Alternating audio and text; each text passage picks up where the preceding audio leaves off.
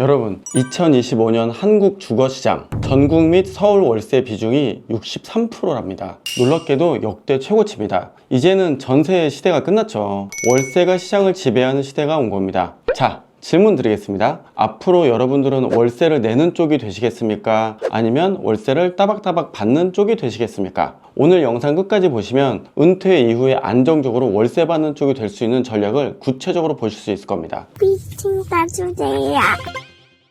예전엔 전세가 당연했죠. 집주인분들은 보증금을 받아 다른 데 굴리고 세입자들은 목돈만 있으면 이자 없이 살 수 있었습니다. 하지만 지금은 다릅니다. 실은 2022년부터 금리 인상, 전세 대출 규제, 그리고 보증사고 이 세 가지가 겹치면서 세입자들이 전세 선호보다 점점점 월세로 가기 시작을 했고요. 특히 아파트가 아닌 빌라나 주택이 그런 현상이 심했습니다. 그리고 정부에서 점점 전세자금 대출까지 규제하기 시작을 하고 앞으로 더 강하게 제한하겠다는 예측이 나왔죠. 그리고 그 결과 2025년 현재 월세 비중이 무려 63%, 진짜 역대 최고치입니다. 매달 꼬박꼬박 나가거나 들어오는 월세가 이제 시장의 표준이 됐다는 거예요. 이 구조가 은퇴 이후에 여러분들의 현금 흐름과 어떤 연결이 될까요? 일단 결론적으로 전세 시대는 거의 끝나갑니다. 매달 월세가 현금처럼 들어오는 구조가 되는데요. 은퇴 준비를 할 때 가장 두려운 게 뭘까요?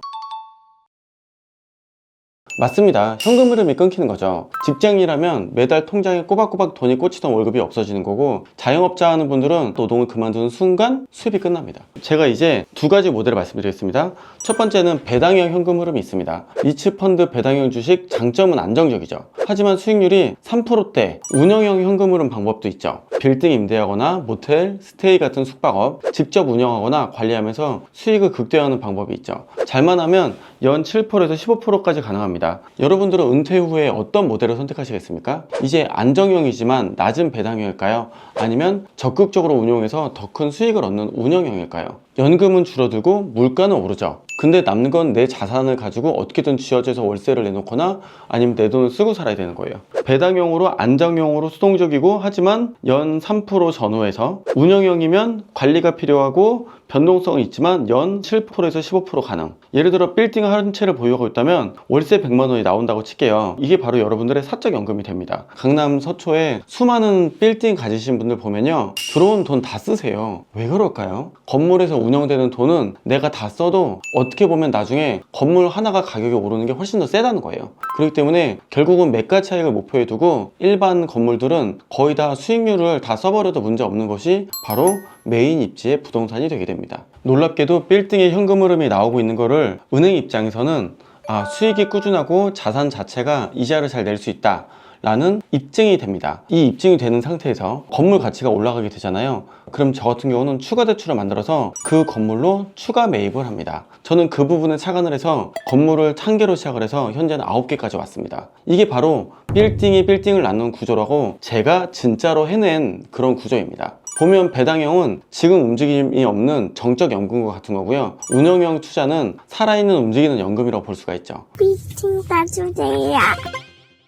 안타깝게도 지방 물건들 좋아하시는 분들이 있어요. 수익률이 높거든요. 수익만 보고 들어갔다가 나중에 거의 매도 가치가 없는 경우가 많습니다. 그런데 지방이 땅값이 서울보다 덜 오르는 거 아십니까? 유지보수 리스크를 감안을 하고 3년에서 5년 이상 운영을 해도 지방 물건들은 결과적으로 나중에 대환이나 운영 부분에서 월세만 잘 나오다 끝나는데, 문제는 건물이 노후화 되잖아요. 그러면 나름대로 꾸준하게 월세를 받았다고 생각했는데 이 돈으로 고치는 데 쓰면 이도저도 안 남는 경우가 되죠. 중심지의 건물을 사시는 것을 보는 안목이 있어야 되고요. 그리고 이런 물건을 모아서 건물이 2개, 3개, 4개 이렇게 되셨을 때 여러분들은 자제분들이든 혹은 여러분들의 노후에서 훨씬 더 안정성을 보장받을 수 있습니다. 그래서 제 생각에는 지금 같은 시기일수록 정말 좋은 거 아니면 안 사야 되고요. 아무리 작은 걸 사더라도 좋은 데 걸 사는 게 더 좋다라고 보시면 좋을 것 같습니다. 정리해 보겠습니다. 월세가 63%인 시대입니다. 이제는 월세를 받는 자산을 가진 사람이 승자가 됩니다. 근데 여러분, 일본이 저금리가 되는 이유 왜 그럴까요? 나라에 노령인구가 많아지면 돈의 순환이 떨어집니다. 아무래도 노령인구가 자식들을 가진 집보다는 돈을 덜 쓸 거잖아요. 그러다 보니 그분들의 돈이 멈춰 있습니다. 그래서 돈이 안 도니까 노령인구 비율이 높을수록 금리를 떨어뜨린 상태를 유지한다는 연구 결과가 있습니다. 그래서 대부분 선진국들은 거의 다 금리가 낮아요. 이유는 돈이 나가서 일을 하고 은행에서 쓰지 말라는 거죠. 그런데 선진국의 핵심은 뭐죠? 복지입니다. 복지의 핵심은 뭘까요? 세금을 많이 걷는다예요. 그럼 여러분들이 월세 플러스 매가가 상승하는 동네에 자산을 가지는 게 훨씬 더 좋은 전략이 됩니다. 결국 우리나라도 중심지는 오르고 지방은 같이 따라오르지 않는 이런 시대로 진입을 할 거고요. 금리 인하된 상태로 점점 유지를 하게 될 겁니다. 여러분들이 국민연금을 받았습니다. 국민연금도 모아서 투자하실까요? 그 돈을 써도 물가 상승분이 더 빠릅니다. 왜냐면 우리는 이재명 대통령 시대를 맞이하여 돈이 더 풀리는 시대로 가고 있어서 물가가 더 빨리 오를 겁니다. 이 모든 금액은 어디에 반영이 될까요? 결국은 부동산으로 오게 됩니다. 은퇴 플랜이 연금이 아니라 현금 흐름을 세팅을 해놓고 자산 가치가 오르는 빌딩 보는 해안이 없는 이상 가격이 오르지 않는 빌딩을 갖고 있어서 되게 애물단지 같은 그런 물건이 되실 겁니다. 지방 다세대를 가지신 분들이 아마 이 느낌을 이해하실 거예요. 팔리지를 않아요. 그렇다고 남들이 볼 땐 건물인데 수익이 또 아름다운 것도 아니고요. 부분 상가 사시는 분들 없는 거 아시죠? 내 돈 놓고 대출 받았는데 그 수익률은 떨어지고 결과적으로는 공실이 되면 내가 이자를 내야 되잖아요. 결과적으로는 내 건물을 가지고 뭔가를 하시는 게 가장 좋은 방향성이라는 거예요. 이러한 각자 선택이 운영형의 형태로 가시면서 건물의 집가 수익을 먹는다는 이런 두 가지 플랜을 앞으로는 3년 동안 꼭 가지고 있으셔야 됩니다. 미팅 따주세요.